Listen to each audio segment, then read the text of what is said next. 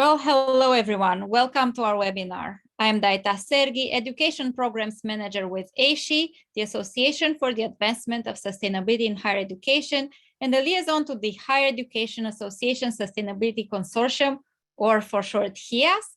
And I'll be introducing today's webinar. It is my pleasure to welcome you all. As many of you know, ASHI's mission is to inspire and catalyze higher education to lead the global sustainability transformation. We're an international association with about 1,000 members spread across the world. We serve as a professional home for campus sustainability staff, and we offer resources for everyone in higher education. We achieve our mission through a variety of programs and services designed to help members learn from one another. For example, we have our STARS program, the Resource Hub, the online community, and educational events such as today's webinar. This year's ASHI conference, the Global Conference of Sustainability in Higher Education, will happen again 100% virtual and will take place October 12th to the 14th. Registration is now open, and I believe there is a registration discount up to mid-July, so I hope I will see you at the conference. Before we get started, just a few housekeeping notes. Everyone in the audience is currently on mute, but please feel free to ask questions or provide comments at any point during the presentation.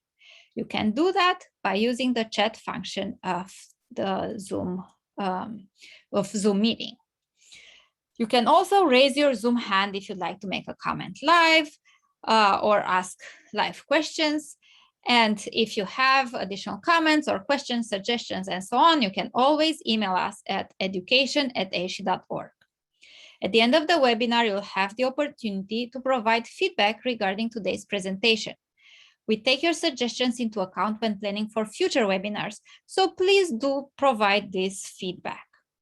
Also, please note this webinar is being recorded. If you experience technical difficulties or have to leave early, you and others can view the recording later. The recording with the presentation materials will all be available in the ASHI Campus Sustainability Hub after the live broadcast.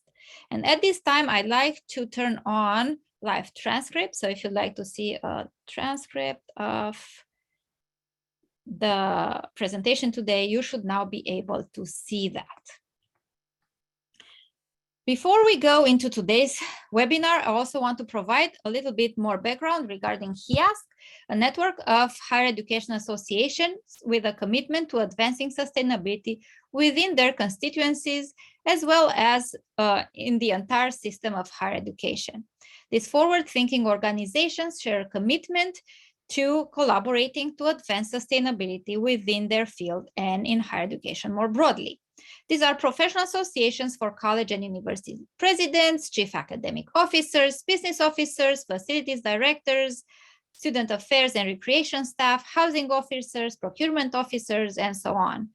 ASHI serves as the coordinating body for HIASC, and today's webinar is offered to you as an initiative of HIASC, and it's co-sponsored by a couple of the HIASC associations like SCUP, SHIMA, ACUHOI, and APA.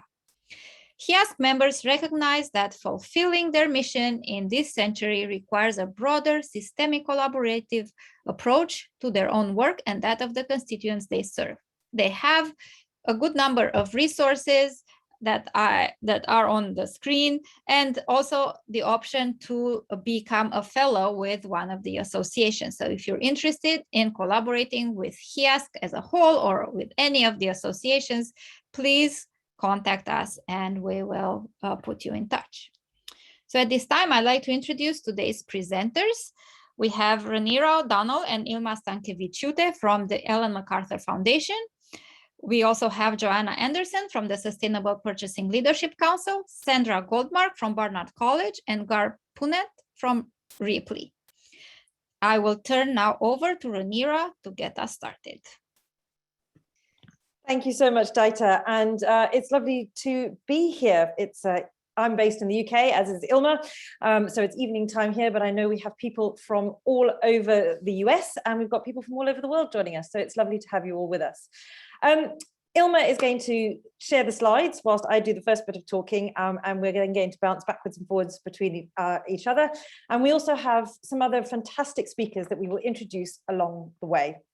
But the first thing I'm going to do is just very quickly set out the flow of the next hour and a half. So if you can change the slide over. So we're going to very quickly do a bit of a reminder of what the circular economy is. So we're all singing from the same hymn sheet. I'm going to talk a little bit around what the role of the higher education is in the transition to a circular economy. We're going to talk about circular economy procurement. Obviously, that's why you're all here. We're going to hear from the Sustainable Purchasing Leadership Council.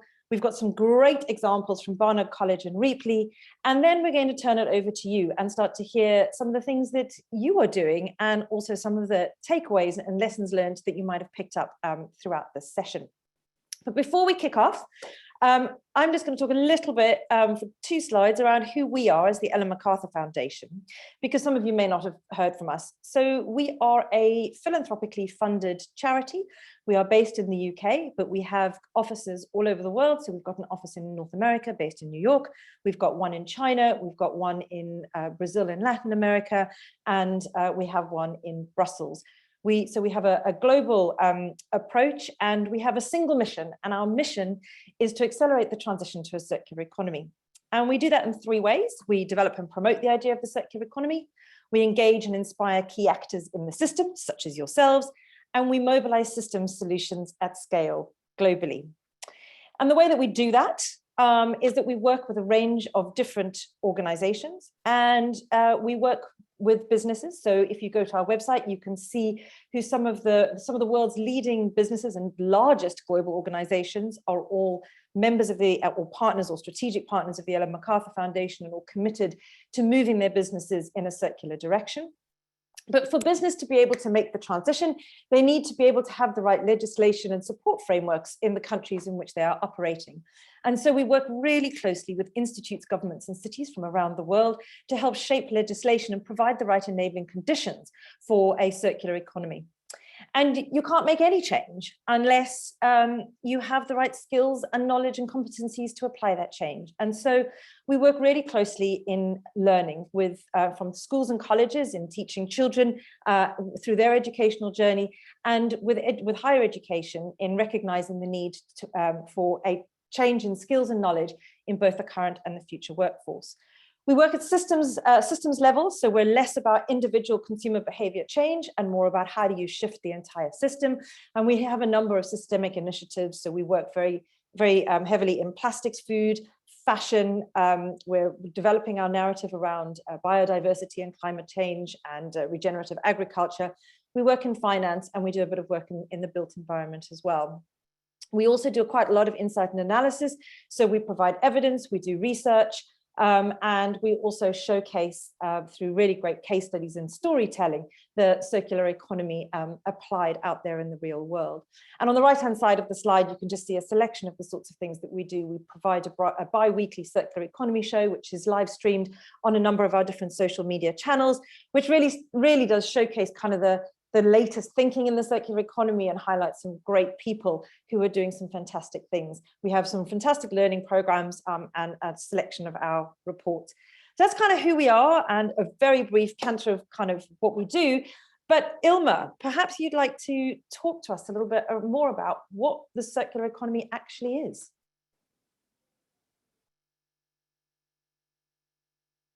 And I need to unmute myself, of course. Thank you, Rainer, and that's a great question. But before I go into explaining how we frame the circular economy, I wanted to do something called a Zoom shower, which is also a way for you to find your chat box and chat function, because that's how you will be able to ask questions throughout this presentation. So we know that we asked you this question while registering, and I'll just check the overall pulse of everyone here. So in one word or phrase, finish this sentence: the circular economy is, and I want you to find the chat and type in your answer and wait for my signal, and we will click send all together and have the shower of the responses.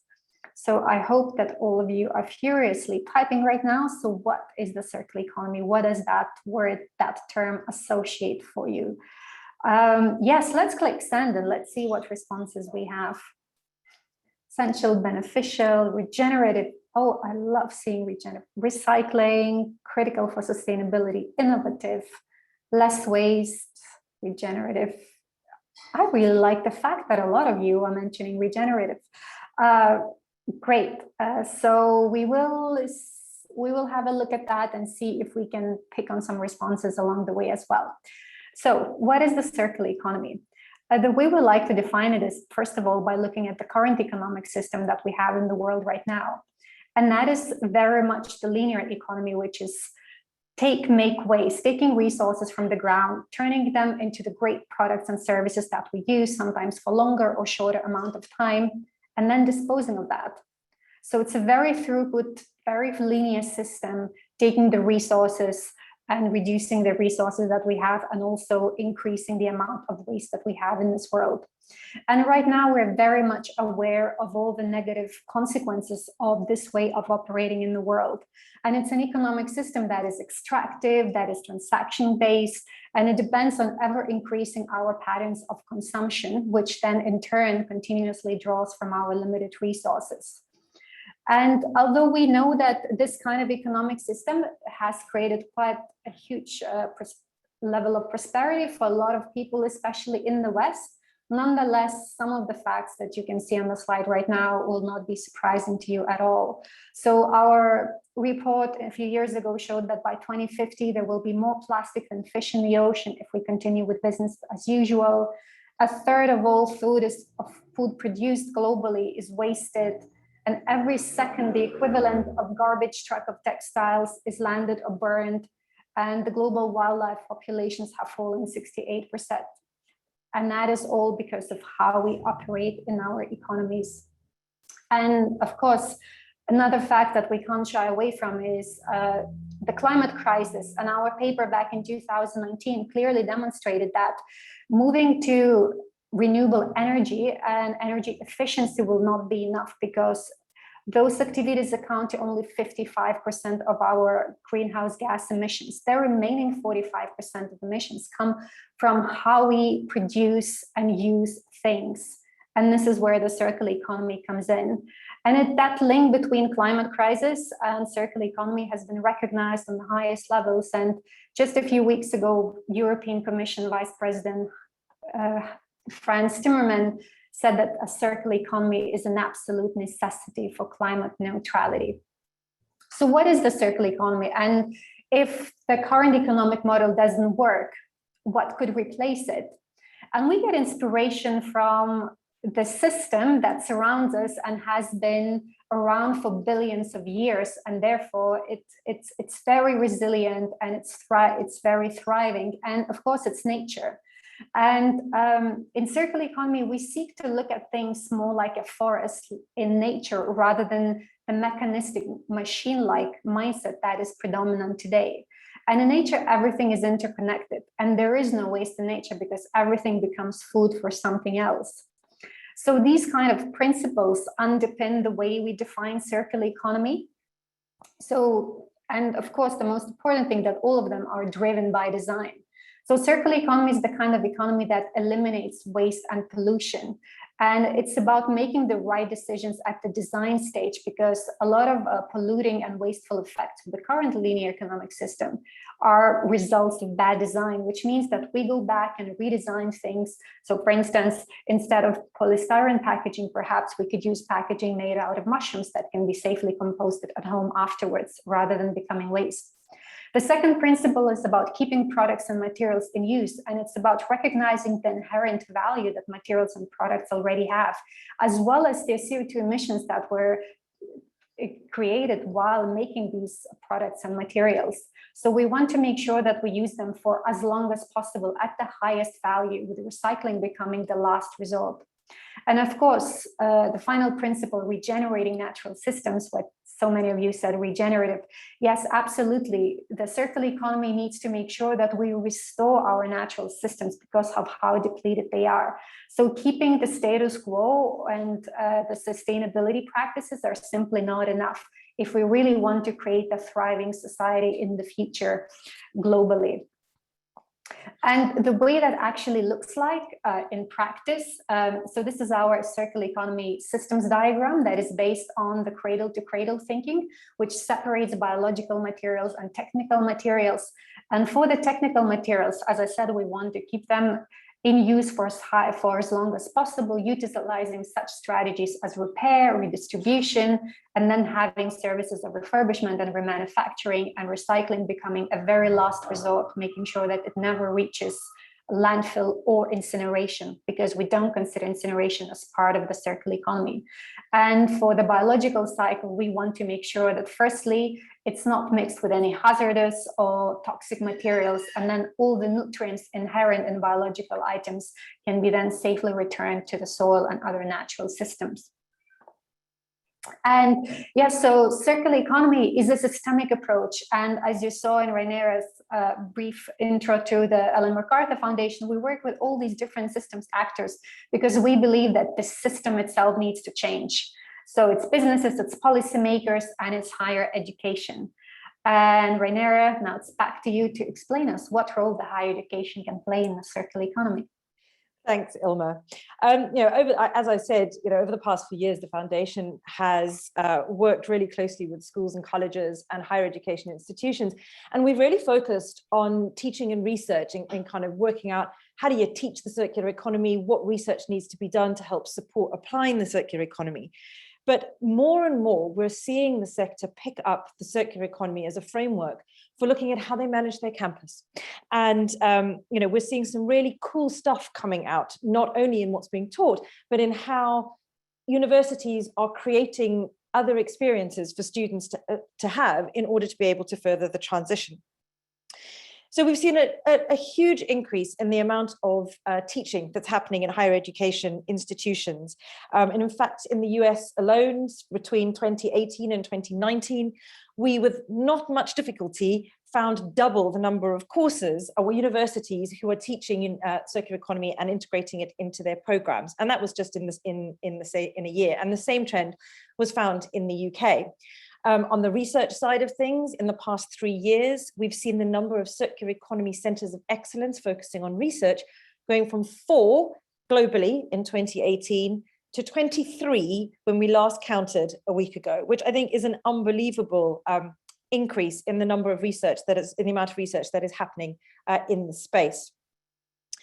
And the other thing that's been really interesting around the kind of teaching side of things is that if I was giving you this talk like 2 or 3 years ago, I would have said, well, circular economy is really found in design in higher education, it's found in engineering, and it's found in business. And I think what we've really seen over the last couple of years is how circular economy has permeated so many more disciplines at higher education level, really focusing on the multidisciplinary and interdisciplinary nature of the circular economy. So we see there are 5 key areas where higher education can really help mobilize the transition to a circular economy. So I've talked about teaching, I've talked about research. The next one is around student-led activities. So we've seen a huge increase in the amount of student engagement in the circular economy agenda or sustainability agendas, and really pushing from the bottom up in student activities, really driving change on university campuses. We're also starting to see an awful lot of campus managers or sustainability directors really taking hold of the circular economy framework and seeing it as a way in achieving so much in terms of scope 3 emissions, reducing your carbon footprint, impact on climate change. And it's really becoming quite an interesting narrative around how universities are applying the circular economy. And again, this is something that we're going to be talking about today around how you can do that. The last piece is really we see the sector as being hugely influential and actually providing great leadership. You have such great potential to be these lighthouse demonstrators of change. And all across the world, we are seeing some really fantastic examples of how universities are really driving change within their local communities. So the sector can and is making a massive difference. And just as a small example, let's have a quick look at the impact, say, just using your purchasing power can have. So if you can switch the slides, Ilma. So just first of all to say that, like if higher education in the USA was a country, it would be the 22nd largest global economy. So, I mean, that's massive, right? So you have a huge amount of purchasing power that you can utilize to help drive this change. And I've just picked out New York City. I've picked out New York City because it's one of our key cities that we work with. Over 100 higher education institutions in New York City, over 600,000 students, thousands of members of staff. And you just think if each of those people is eating 3 meals a day, that's 1.8 million meals a day. If we could turn those meals into ones that were regeneratively sourced, that were free of any kind of single-use packaging, that were healthy, and that were in line with the kind of circular economy for food, think how impactful that might be in the food system across the city of New York. And I've pulled out 2 budgets from 2 organizations, and Sandra, who's on the call later, might correct my figures. I did find those on the internet. But you know, between the Fashion Institute of Technology and Barnard College in New York, between operations and capital, there's $80 million that is available to be used differently. And I think really what we are going to be saying to you today is really thinking about how you use your purchasing power to be able to further the transition to a circular economy. Ilma. Great. Thank you, Rainera. So that's a great segue to tell you a bit more about what concrete actions you can take in your procurement purchases, so to make sure that these purchases are based on the circular economy principles. And perhaps the first thing to mention is that when we talk about circular economy procurement, we still refer to the process in which what you purchase, as I said, whether it's products or services or projects, they are based on the circular economy principle. So we're not looking into the procurement, tendering, or bidding processes because they remain largely the same. It's what you purchase that changes. So to begin with, just a few benefits of the circular economy procurement in general. So of course, we need to start with the economics benefits or the cost savings, because just by considering the whole life cycle of a product, service, or project, the circular economy procurement can lead to cost and resource savings.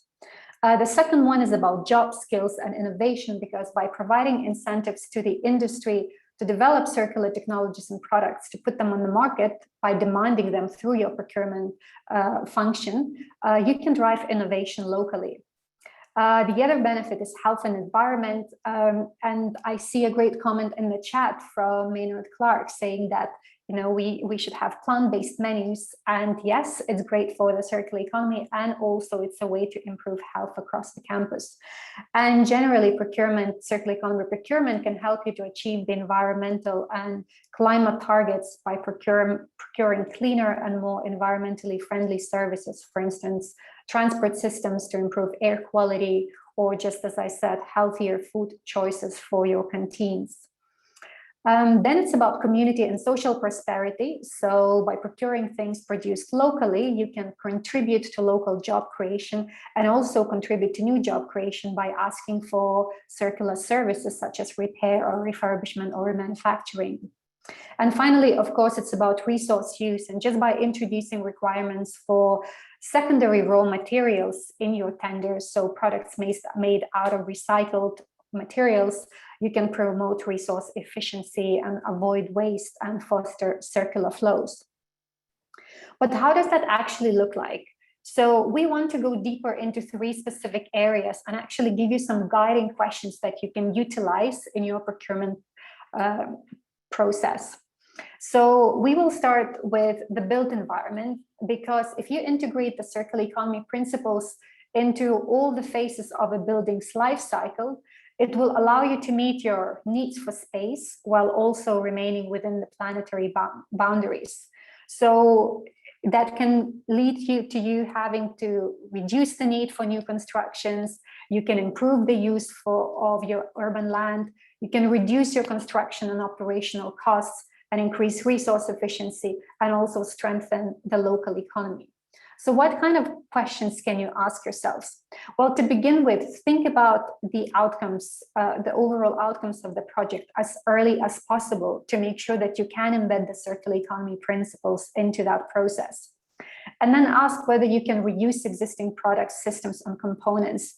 Can you utilize the buildings or assets within these buildings that you already have? If you need to build something or add something to it, can you source recycled or reusable building materials? And can you make sure that you source items that are free from any hazardous or toxic materials? And also ask yourself, what will happen at the end of life to these materials? Will it be possible to reuse them or repurpose them in some shape or form?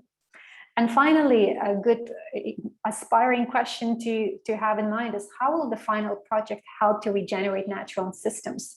And that might seem a bit far-fetched, but here's an example that you see on the screen, and that's the Venlo City Hall from the Netherlands. And the north facade that you can see in this picture is made out of more than 100 plant varieties. And it takes CO2 and creates oxygen out of it. It actually cleans the air by absorbing the air and filtering the air particles from the air. And it also creates space to thrive for the local biodiversity for the birds and insects. So yes, if designed appropriately, your buildings can help regenerate natural systems. Another area we want to look into is food, because there's actually quite a lot that universities can do to encourage circular economy for food. So first of all, you can definitely consider food grown regeneratively and locally whenever it is possible and appropriate, and therefore you can encourage local economy and local farmers. By demanding regeneratively grown produce, you can encourage the adoption of regenerative farming practices. And you also can create the health-based culture within your communities by creating the menus that include diverse and seasonal and more plant-based produce. And some of the questions to consider is, can you, as I said, can you purchase regeneratively grown produce? Can you purchase produce grown locally where appropriate, thus reducing the supply chains and making them shorter and more resilient? Can you purchase ingredients that are made from byproducts of other processes, so eliminating waste in the food production? And can you purchase diverse and or seasonal ingredients? And a really great example that we like, it comes from actually a university here in the UK, Roehampton, and it's one of the student-led initiatives, which is quite exciting. So they set up, they started to grow their own produce on the campus's land, and then they used that produce for a locally set up cafe in the university campus. And actually when COVID hit, they turned it into the box scheme, fresh vegetables box scheme for the local community. So that's a great example of what university can do internally and also how it can contribute to the community that is part of. And the third area I wanted to cover is just products or items or assets in general. So generally, we want to make sure that whatever you have is used for as long as possible, that it can be repaired, or there are ways for it to be sent back to the suppliers and refurbished or remanufactured, or recycling becomes the only last resort and whatever you have never reaches the landfill. So some of the questions to ask yourself is whether you can repurpose what you already have. Can you purchase the access without the ownership? So can you ask your supplier to maintain the ownership, and perhaps you don't need it all the time and you can share the use of it with other users? If you do need to purchase and have the ownership yourself, so can you make sure that you use these items more? And can you make sure that they're made to be made again? In other words, that they're modular and perhaps other parts can be reused for something else, or at least on the material level, they can be turned into something else through recycling. And finally, making sure that they're all made from safe and renewable inputs. So there are no toxic or hazardous materials, and the materials that they are made of, they are either recycled or created from renewable sources. And in terms of the practical example, I think the presentations that will follow from Ria Plee particularly, it will answer that question. So with that, I would like to now give the floor to Johanna from Sustainable Purchasing Leadership Council. And Johanna is the Director of Learning and Member Engagement at SPLC. And we've been working together in the peer learning group for the circular economy procurement, and she will tell us more about it in her presentation. So the floor is yours, Johanna.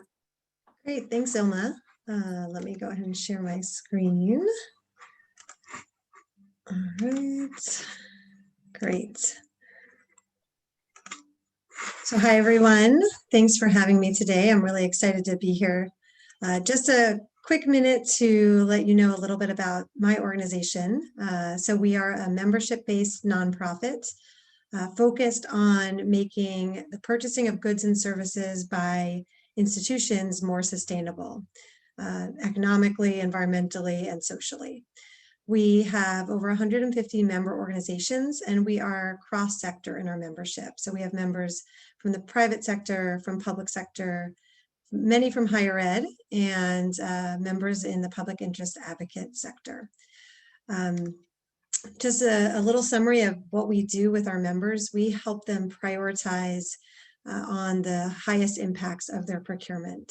So we know that purchasers and those who need purchasers to meet their business needs wear many hats, and we work to help them focus on the key impacts to achieve their goals. We also foster a lot of different ways to collaborate, and I'm going to share a bit more about one of those ways today, because we know that more heads bring more ideas, and it's really helpful to meet with your peers who are struggling with the same challenges. We offer a few ways to validate success. We think that purchasers are the unsung heroes in organizations, and we want to make sure that their work is validated, their accomplishments are recognized, and also find ways to measure the impacts of your work. And finally, we offer a variety of convenings, one of which this year is our deep dive series. We have an event coming up on July 22nd, focused on supply chain greenhouse gas emissions. And you can find more about that at the URL listed on this slide. So that's just about our organization. To get to the topic today, I mentioned that we are very interested in fostering collaboration. And we've been really excited this year to be working with the Ellen MacArthur Foundation on our Circular Economy Procurement Learning Circle. The SPLC offers these topical learning circles as a way for members to work together on shared challenges and opportunities, to have that peer-to-peer networking, that shared accountability for their goals, but also to hopefully collaborate on projects that can help them more efficiently advance sustainable procurement.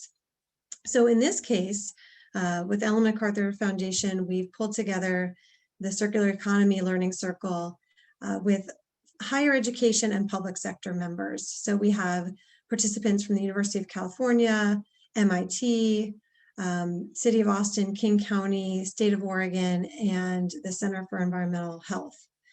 This group meets twice a month. We focus one meeting on the group projects that I'll tell you a little bit more about, providing all the group members with feedback on the work they've done in between meetings. And the second meeting each month is focused on shared learning opportunities. We invite topical experts to come to the meeting and share their expertise with the group and then engage the group in a discussion. And what we found is this collaboration has been extremely helpful in accelerating the learning that the participants have on this topic, really accelerating the integration of these principles into the work that they're doing. So it's a really exciting opportunity, and I'm going to tell you a little bit more about that. I also want to make sure I highlight some of the ways that you can get started with this. That's really the main focus of this session. And I'm going to give you the examples of the projects that the group members have decided to tackle. So one way to get started with integrating circularity into your procurement is to think of things at the category level. So you can think of high volume purchases that your institution makes as great opportunities to integrate circularity. Furniture is one category that our Learning Circle members considered for a collaborative project. I know that universities purchase various types of furniture, and there can be quite high turnover for a variety of reasons. So that's one category you might consider investigating if you're looking to get started. Computing equipment is another high volume purchase. Technology changes, You know, the life cycle of these tech products are often intentionally short. So great opportunities for applying the circular economy principles there. So that's taking things through a category lens. You can also consider specific strategies that you want to apply across categories. So for example, if you're really interested in fostering the culture of repair on your campus, you might consider making that your focus, taking that strategy and applying it across a variety of categories. And in fact, that strategy could very easily be applied on the two categories that I presented in the previous slide. So fostering a culture of repair for furniture, or fostering a culture of repair for IT products. So you can take, if you're getting started and you're not sure where to go, think about your high volume categories of spend, think about specific strategies that you think would be more amenable to your institution's culture or that are a high priority for your institution, and look to apply that across your categories. So I want to tell you a little bit more about the collaborative projects that our Learning Circle members have decided to take on. And they've chosen these categories as a way to test out the Ellen MacArthur Foundation's Circular Economy Procurement Framework that Ilma just walked through. And this has been a really helpful frame for figuring out what questions to ask when evaluating these projects. So the groups decided, one group is focused on furniture, and the other group is focused on office supplies. And I'm going to tell you a little bit more about each of the learnings so far to date. So in terms of furniture, the group that's evaluating this kind of came up with some big things that need to happen to achieve the circular economy principles that they'd like to foster. One is there needs to be a systems approach, that this can't just be something pushed through by sustainability or by a purchaser who embeds criteria into a contract, that there needs to be cross-departmental collaboration in order to make this successful. They brought up the fact that you're going to need to think about ergonomics. You're going to need to work with HR because there's employee turnover. And right now, one of the challenges is a lot of people have been working from home and buying equipment for a home office that is possibly coming from a different source than their furniture that's purchased for their office. So really thinking through across departments who you'd need to engage. Secondly, as with most changes, behavior change is going to be critical to success. There's been changes in the way people purchase goods at institutions, perhaps not going through the primary contract for a specific good, but using sort of catch-all portals like you know, the main portals people use to purchase all different types of products, especially with people working from home. So there has to be a lot of engagement with end users to make sure that their needs are met in terms of simplifying the procurement process and that all the different needs that come along with the purchase are met. So that engagement is critical. Thirdly, supplier engagement. This is a piece that's definitely called out in the Ellen MacArthur toolkit framework, but really engaging with the suppliers ahead of time to make sure that they're going to be able to repair the good, designing for modularity and adjustability. All of these things will extend the life of the product. So that is identified as a critical step to making furniture procurement more circular. And then thinking about the framework, this group is definitely taking a look at section 2.3 of the framework for criteria for technical items. That's where we're finding the language on can this be used more? Can it be designed to be made into something new? So really excited about this project because I think it's going to be quite comprehensive in the approach and very useful for purchasers. The other group has decided to tackle office supplies, and one immediate thing they identified, if you're deciding to look at office supplies for circularity, is perhaps you need to choose one focus. You could focus on kind of what comes out of the back end at the end of the useful life of the office supply for your institution.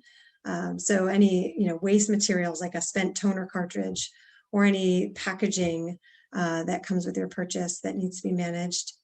That's your output focus, or you could focus on your inputs, the actual products that you're buying. So in this case, this group has chosen to focus on the outputs because they identified some great opportunities for take-back programs and those hard to manage materials. And this led them to realizing that they really needed to understand the system in which they're operating. They found that there are a whole host of different take-back programs happening at their university, and it's not under one person's central control. So I think if you're getting started with this category, figuring out where you're starting, establishing your baseline, doing that inventory is essential to understand what's happening at the moment, to identify ways you can streamline and make things easier and more efficient for your end users. The same thing can be said, though, if you're focusing on that input side in terms of figuring out what your institution is already preferring or requiring in terms of the products you buy, so that you understand what's been done in the past and how you can integrate more circular economy principles into your contract. The third thing they've decided to focus on is prioritizing that extended life or a new life for those products. So really focusing on reuse, repair, and remanufacturing through those take-back programs. And in terms of MacArthur framework, they're using the Section 2.3 criteria for technical items, as well as 2.5 criteria for packaging as guiding questions for them to be considering. So if you have any questions about the Learning Circle or the work they're doing, I'd be happy to answer those now or later. You can learn more about our organization and our webinars and our events at the URL on the screen there. Thanks. Thank you so much, Johanna. That's a really, I love hearing the stories of how our framework has been picked up and is being utilized by the sector. And, it's great that you've got so many fantastic universities helping to really look at how the framework can be really relevant for the sector, which is fantastic. But we're now actually going to hear from the sector and hear from Sandra Goldmark from Barnard College. And not only does Sandra teach, she's an associate professor looking at circular economy and theatre, but is also the director of campus sustainability and climate action at Barnard College. And she is going to talk to us a bit around Barnard College's ambition to become the first circular campus. And we're also going to be joined by Gar Punnett, who is the Chief of Staff and Head of the Ecosystem team at Repley. And he is going to talk to us about Repley's model, which supports reuse, and how Barnard College and Repley are working together. And then Ilma and I are going to grill them a bit with questions. Some of the questions that you put into the registration form, there were some great questions in there that we'll be putting to both Sandra and to Gar. Joanna, I think you need to stop sharing your screen because your slides are still on the screen. Thank you very much. So Sandra, are you still there? And I'm going to hand over to you. I believe Sandra's internet went down, so I can jump in. My name is Ana Cárdenas, and I am studying sustainable development at Columbia, and I'm working with Sandra on this project. So let me share my screen. Can everyone see? Perfect. So first of all, thank you so much for having us. So we're, as Rhaenyra mentioned, Barnard is aiming to build the first circular campus in the US, which is a holistic framework based on circular economy principles designed to reduce waste, costs, and emissions, transform consumption patterns, and increase access and affordability for students. So Barnard is a small liberal arts college for women and is one of the 4 colleges at Columbia. We have about 2,700 students 16 buildings and 4 acres. So it's also part of a potentially much larger network between Columbia University, the Manhattan School of Music, the Union Theological, Morningside Heights, and Harlem. And this is just one of the reasons why we are so interested in circularity. This is basically our framework. It's our way to tie together a lot of these seemingly disparate workflows, and it has 5 major areas of focus. We are currently starting with the 3 middle ones. So design, construction, and deconstruction, green spaces, reuse, and sustainable purchasing. But the framework also includes waste diversion and food and dining. And this framework is not just to reduce emissions, but also to impact behavior, as I was mentioning before. And these scope 3 behaviors touch on everything we do. And let's see, because of this, our scope 3 emissions and our circular campus approach are a key factor in our overall approach to get to net zero and the climate action on campus, operationally, in classrooms, and in curricular activities. In addition to big scale planning like net zero and major construction projects, we are very conscious of our grassroots elements of this work. In fact, we have many of these initiatives where students, faculty, and staff are in efforts to support in this. And we have so many initiatives like Move In, Move Out, Waste Management Course, River, which is clothing swaps and sales. But we are looking into how to gather all of these initiatives and make something bigger. So we are also bringing together internal and external partners, such as DEI, Access Barnard, business services, facilities and capital planning, faculty and students. And we have external partners like Blocks Hub, Ripley, and the Ellen MacArthur Foundation. Blocks Hub had a workshop. We had with Blocks Hub a workshop this spring where we came up with guiding principles and next steps in the 3 areas that I mentioned: design, construction, and deconstruction, green spaces, internal reuse, and sustainable purchasing.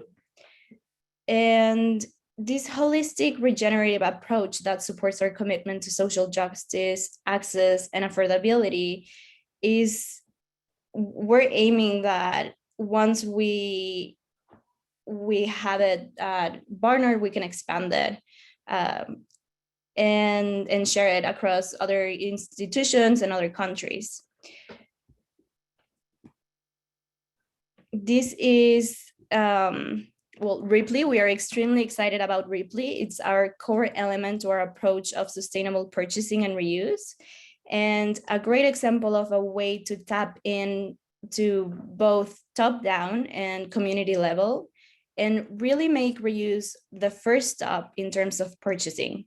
So we're piloting with several departments to start, especially the Arts, Theater, Architecture, and Design Center, and Access Barnard. And here in the slide, you can see some of our theater props. One example of how we're using Ripley to digitalize our stock and make our departmental materials available to student groups and eventually other schools and theaters. So now I will pass it off to Gar to talk more about Ripley, and I look forward to our discussion. Fantastic. Thank you, Anna. Well done on getting thrown into a presentation. That's always a challenge, and excellent, well executed. Thank you, everybody, for having me. I'm going to be sharing my screen now as well. Hopefully I can get a verbal confirmation when that looks good, or a good thumbs up. Fantastic. There we go. So everyone's made my life incredibly easy with it, not only explaining what circular economy is, how does it apply to our personal lives, but our professional lives in the academic space, but we've also hinted at some examples that Reaply has seen as well. So I look forward to highlighting a little bit more about what we do, some of the examples that we have seen, as well as what does this mean for the future and the challenges ahead as well. Let's not get unrealistic with this. This isn't the easiest thing that we've all done. And so how do we do this and do this in a collaborative and collective way to actually move some action? So with this, with our good friends at the Ellen MacArthur Foundation, we get to use this statistic that they found, which shows that there is a $630 billion worth of physical assets that are locked away worldwide, potentially sitting idle, not being used, and potentially unnecessarily so being heated and cooled in workplaces, and therefore just not only wasting money, but also depreciating in active value every year. This is where, Reaply comes in and our work with universities comes in. Universities are a unique partner in each one of sort of our ecosystems. And each ecosystem is community focused. How do we actually get our university partners engaged in the circular economy? Let me take a step back and just show sort of how we think about circular action at the university scale. We're trying to track, from our software perspective, every item that is purchased, managed, and then is available for use and reuse so that we can actually move it away and do the physical curves right here from storage, from disposition, into potentially back reuse into a purchasing decision. This is what makes us a little bit different, is we're always focused on the education component of making sure that people can actually see and access what items might be of reuse potential within their organization, but then also highlighting to them too where it's coming from, making sure that the value can actually be transferred between departments. So this type of enterprise solution, this suite of functionality is what hopefully will make us even more and more able to scale as we continue to connect not only our university partners to their surrounding community, but also to one another. As we heard Anna say a little bit previously, as we connect more universities to one another, more departments to one another, so that that value can actually increase and we can hit that network effect. How do we do this? Well, again, we're looking at really scaling our asset exchange manager. This is our combination of a asset management system with an online marketplace where we can actually easily move value again and find and swap and exchange rent items across different sets of community members. Now, again, this could mean a peer-to-peer exchange, so one sort of colleague to another, or a peer-to-peer exchange that might be across institutional boundaries. Hopefully the critical among us are thinking, well, how is that even possible? I can't even buy something internally to my own department that quickly, let alone trade something with another school. Well, that's what we're here to figure out. We want to make reuse as easy as possible across these boundaries so that we can actually see the potential of a circular economy be scaled. The way we're doing this too is we like to say we're eating the spreadsheets. We don't want these systems being run on spreadsheets. While potentially effective, they're not effective at scale. And that means there's a lot of people managing a certain spreadsheet, information gets lost, updates aren't made. And then as we sort of move along too, we always see that there's that one person that also manages a system. And we're trying to remove that element as well. Because when one of these systems is run by one person, there's actually a risk that that one person might leave. And therefore the whole institutional knowledge around a sharing program would actually leave with that. And we've seen that actually happen at the universities where we have successful programs that have sort of paved the way in terms of sharing. But once that person left that was that huge champion, the system kind of fell apart. And then we've got homegrown systems, which I am always sort of an advocate for. I love it when we see people that take on the initiative, build something new, but they can be expensive to maintain and operate. And again, fall sort of victim potentially to a stakeholder leaving, support leaving, and then those systems tend to sort of fall apart.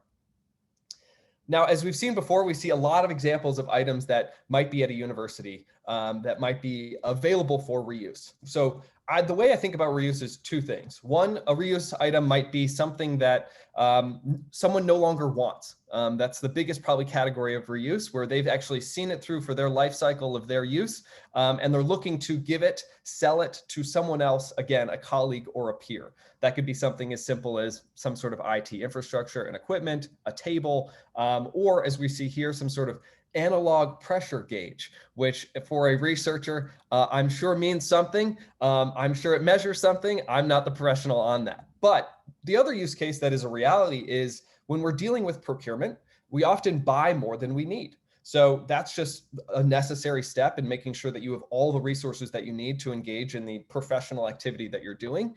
In this case, it's foam dressing. So it might be something for some sort of research capacity. And a researcher has bought potentially 100 units. They knew they were only going to use 80. So now these 20 units sit on their shelf for who knows how long. And our job is to now try to make sure that other researchers can save money at the organization by maybe using those 20 units. And so that added stock and sharing that added stock is another element of reuse, because unfortunately what happens is those items are going to sit there. They might sit there for 3 years and no one's going to use it. And then it will eventually be thrown away when all along the way there could have been a useful life cycle.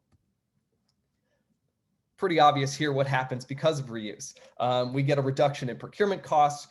We can then potentially apply those savings to increasing research efforts. But then also we get to see a little bit more detailed action into what an asset's true life cycle is. So as we talk about sort of engaging these upstream manufacturers, now we can start to track and understand what an equipment's life cycle actually is and begin to engage on a very formal sort of system way with these upstream manufacturers and providers. And then also, of course, the reduction of waste and then the carbon sort of use that our system tracks. Part of what we're bringing to the table now too, and what I'm leading up with this team is our expanse of our ecosystem team. So a lot of what we're doing is now looking at how do we connect our local economies to actually increase the amount of beneficial impact it might have for reuse and savings on a community and decrease the negative impacts as well. So we're trying to keep everything very local so that the savings actually get shared. More people can do more of their tasks, more of their roles, more of their objectives by saving through reuse. And we're doing this again by connecting the enterprise partners that we have to the academic partners that are so critical in each one of these communities, to the nonprofits and small businesses that also might be in this ecosystem. When I talk about remanufacturing or refurbishment, the next stage that we're really looking at is how do we start really connecting those refurbishers to our system so that items that might come available, as we saw with SPLC, that might be furniture related, can actually be systematically moved to a refurbisher and tracked, and then again sold back into or sort of refurbished and given back into the procurement system so that these items can actually be reused over and over again and potentially not depreciate as quickly as otherwise. We're really thinking about this from a nodal perspective. I'm not going to get too in depth on this one, but in terms of sort of nerve connections, we want each one of our nodes in our system to be more powerful than the next. So how many connections can we actually have for Barnard? How many connections can we have them sort of engage with in their community? One of our use cases is looking at, again, from a higher education standpoint, the amount of procurement dollars spent every year on new assets. Well, we have to know that there's reuse potential in that sort of billions of dollars annually from a university and community perspective. And so that's what we're here to try to tap into and move that value from organization to organization. Please contact us. We'd love to talk. We're figuring this out. There are challenges in a post-COVID world when it comes to the higher education landscape. So we're here to really figure out how we can actually address and move reuse forward, even though there are sort of these budgetary constraints. How can we work together to make sure that reuse is happening and not only moving the organization forward in reuse, but seeing the impact that that might have for the students and faculty as well. Thanks, everybody. Looking forward to some good questions. Thank you so much to both Anna, who jumped in brilliantly at the last minute. I think Sandra is now back online. And I think one of the things that we wanted to do was to really kind of explore a little bit more with you, and we won't take a long time doing it, but have a bit of a conversation really. And, you know, all the people who've registered on this session put in some great questions around things that they wanted to know about, and we kind of looked through those. And I think my first question is really comes from that. And you've talked a lot about kind of the activities that you do, and Anna talked about the way that Barnard is approaching circular economy. But a couple of the questions that came up was, it's all very well if you are pioneering this on your own, but how do you engage the powers that be? How do you engage those in positions of leadership within your university to go, do you know what? The circular economy thing, there's something in there. We should probably think more broadly about that. So I wondered, Sandra, if you are there, or Anna, if you're there. I can see Anna, but I can't see Sandra. Maybe she's disappeared again. Anna, what did Barnard College do to really engage the powers that be and make this such a key part of the strategy going forward? Hey, Rhaenyra, can you hear me if I speak now? Oh, yes, I can hear you. Rhaenyra. Oh, great. Sorry, everybody, for these major technical problems. Do you even see me? We don't see you, but we can hear you. All right. I don't know what's going on. I'm in nature right now. We're all supposed to be working on sustainability and enjoying nature, and this is the price you pay, is you have faulty Zoom. But it's a price I'm well willing to pay, and I hope you if Rhaenyra, give me a big thumbs down if you can't hear me, okay? You're good. Because I can see you. So I think that's a really good question. This is Sandra, by the way. A really good question about engaging the powers that be, and it is so important. And so we have done it in a number of ways. We really have thought about the organization on 3 levels. What I sort of think of as the grassroots, the middle, the people working in procurement, the people working in managing dining services, and then senior leadership. And we really are thinking about a strategy for each level. And I don't think you only need one, because every level wants to hear about excitement from the other ones. If you go to the president and you say, I have this great idea, but nobody else is interested, will you put your power behind this? She will not say yes. But if you go and you say, there's amazing faculty working on this, students have been doing this for years. This is a leadership opportunity that we're already doing exciting stuff on, you can make a better case. Same thing, if you go to the middle, people say it's very important to hear that there's buy-in from senior leadership and interest from students. So we're working consciously at 3 levels. And I would say the main argument that we've made is we did a lot of work around collecting data around our Sandra, your missions to show that this work on circularity has a huge. What if I do that? Is that better? Yes. Okay. You can look at my picture. So in terms of the strategy is to say, 1, this is a huge part of our emissions. I think Anna mentioned this. So this is not just feel good behavior. This is part of an overall strategy for climate action. 2, for us at Barnard, this is a key way to engage with the local community, support our mission for social justice, and support access and affordability for students. The regenerative quality of circular economy is key, and so many campuses are doing great work on DEI. I think it's really important to connect with them. And then the last component of the strategy is to show people that they're already doing this. This exists. It's just a question of building on what we already do, maybe haphazardly or a little bit, and getting really conscious and intentional about it. Thank you, Sandra. And I wanted to address the next question, Gar, to you. And given that this session is about procurement, I wonder what your angle is about not procuring being the key aspect of procurement. And one of the questions that came up in the registration process is, how do you convince purchasers that using circular models is more cost-effective than the shiny new, cheaper options? What do you have to say about that? So from our perspective, sometimes you just can't beat new. So there are reasons why I think any researcher, any faculty member admin will purchase a new item.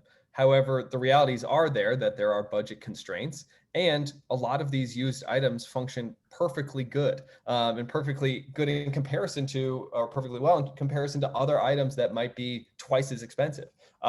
So from our perspective, we're not here to cast judgment on new. We're not here to cast judgment on any sort of procurement decisions, but the reality is the reuse option is not always the easiest option. Sometimes it is just easier to order new because then you have to figure out logistics, you have to figure out how to get an item from one place to another.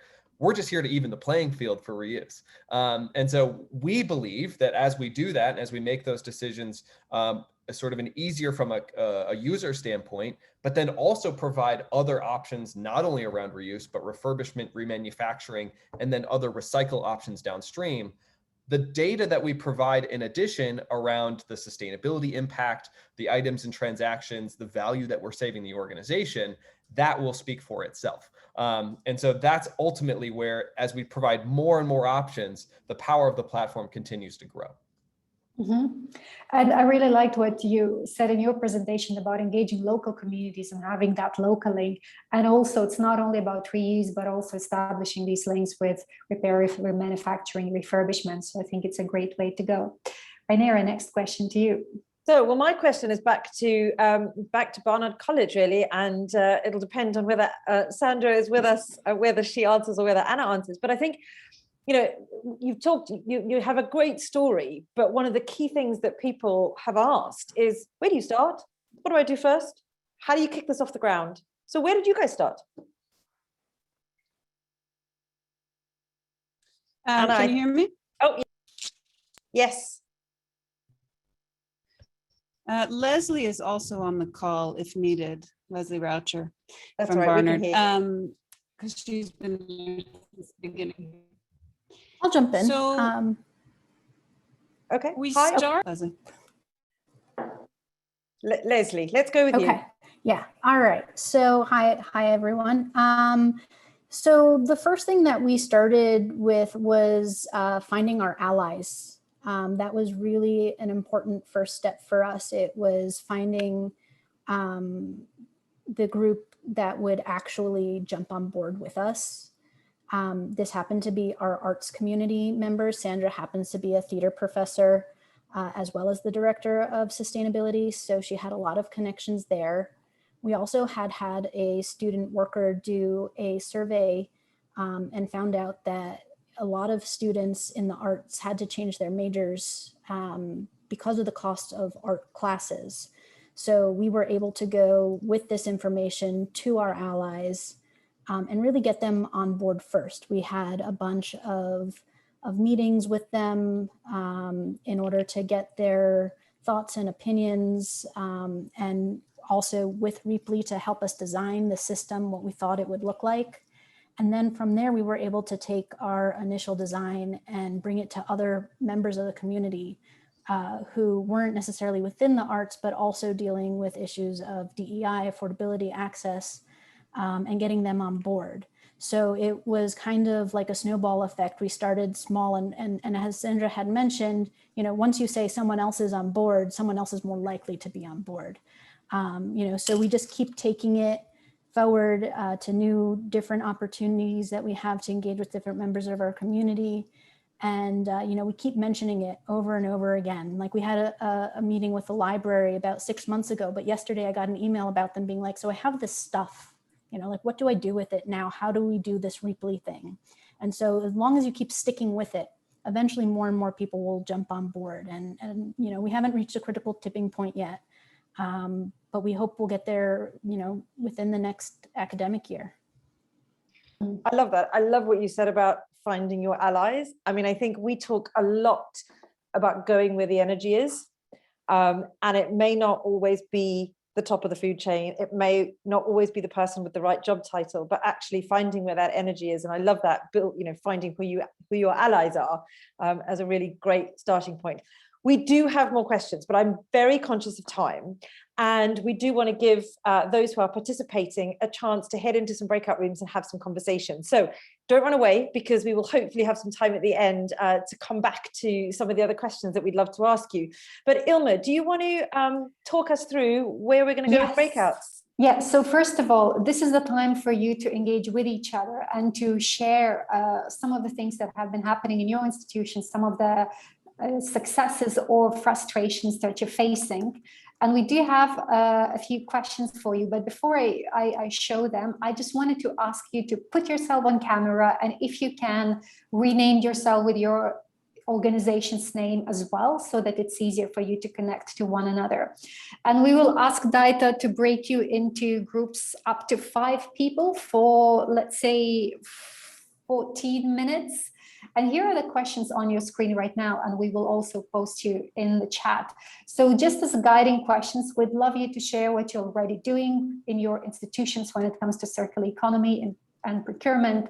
And after the conversations today, what are the next steps you're going to take? So what inspired you, what made you think, and what do you think you'd like to trial out? And finally, what else do you need? Where do you feel stuck? What kind of support would be useful for you? And we will do Zoom showers at the end just to capture some of your responses, so that then that can input in our work and what we provide for you going forward.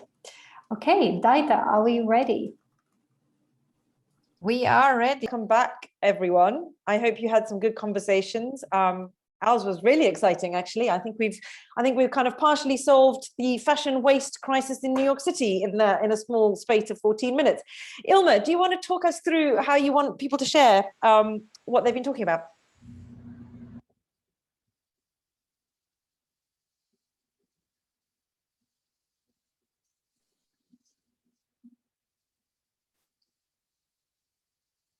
Ilma, you on mute? We can't hear you. Thank you, Deborah. What a rookie mistake. So you can see Zoom shower questions, and we will do another Zoom shower. You might have gone into these questions during your breakout. Perhaps not, that's okay. You can still answer them on individual level, but we would love to capture these responses because they can feature an input in the work that we're doing, that HIASC is doing, that Joanna is doing with Sustainable Purchasing Leadership Council. So find your chat function and share what you're already doing, and what is the next step you're going to take, and where do you feel stuck, or what kind of help would be useful to you. And as you type these questions, I am going to put our speakers on the spot. And given that we're closing this session, how about we share some of the final reflections, starting with you, Rainer. Finds the unmute button. I think my reflection on today is, and I think this is a growing reflection when we have these kinds of conversations, is there is so much appetite and support for changing the way that we do things. And I think people are often sort of stuck by the, oh my gosh, where do I start and how do I do it all? And I really hope that by engaging in these sorts of conversations, that people have some ideas around some of the ways that they can implement changes to their procurement processes, or not to procure, as a path to circular procurement. So I think my reflection is, I do feel like it's really positive, and there is such continued support for the sector really being able to change and support a change in our global economy. Thank you, Rainer, and I hope that was enough time for you to type in your answers. So just click send and let's see that shower of all responses. I'm hoping to see a shower, so please put something in, and we will save and look at them after the webinar. But to continue in that line, Johanna, what would be your final reflections in a sentence or two? Yeah, perfect. I think, coming in here, one of my main themes was that collaboration is key. And as usual, I see that happening in this webinar. I've always been really impressed with the way the higher ed members in our organization are so willing to jump into collaboration and understanding of how powerful that is. So I really think that's going to be key to really accelerating the transition to a circular economy and integrating it into procurement. And really excited to see people jumping into that here on this call, in the breakout rooms, and excited to connect with you all in an ongoing fashion. Thank you, Johanna. So let's go to Gar and Leslie from Barnard College. And what's next for you, for your institution? Maybe just in a couple of words. Go ahead, Leslie. So I think, as I had mentioned before, really getting fair share of the campus onto the Reaply platform is one of our big next steps.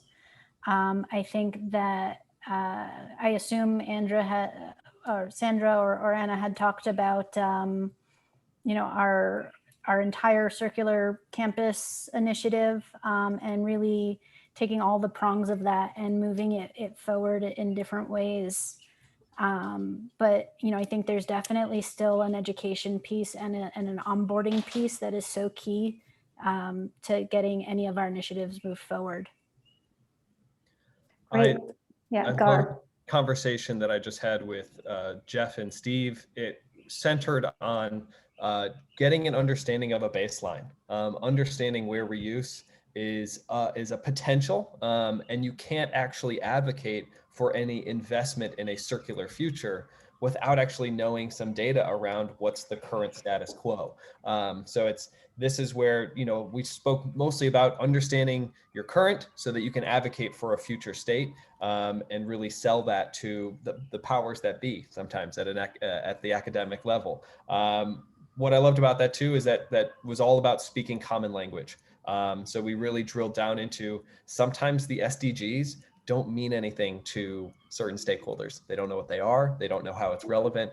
It just comes down to money. And so it's about education. It's about speaking that common language where we can all sort of start to collaborate. And I think that's, part of the good work that everyone on this call that I got to, hear speak, is advancing the language. And so that we can all understand how to move this circular system forward.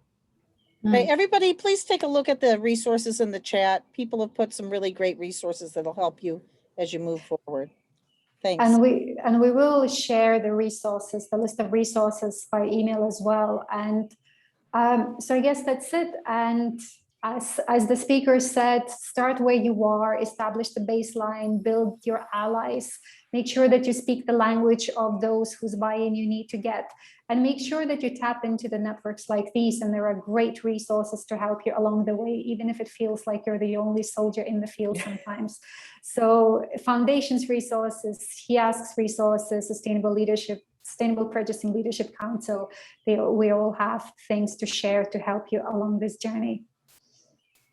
Rainier, thank you so much to all of our presenters and to all of our attendees for staying through to the end. I think the breakout rooms are always really powerful and helpful, and the presentation will be shared with everyone, and there is also a post-webinar survey that I put in the chat, and you should get an email by tomorrow with all of these resources that we talked about. So thank you so much, everyone. Have a great day. Bye.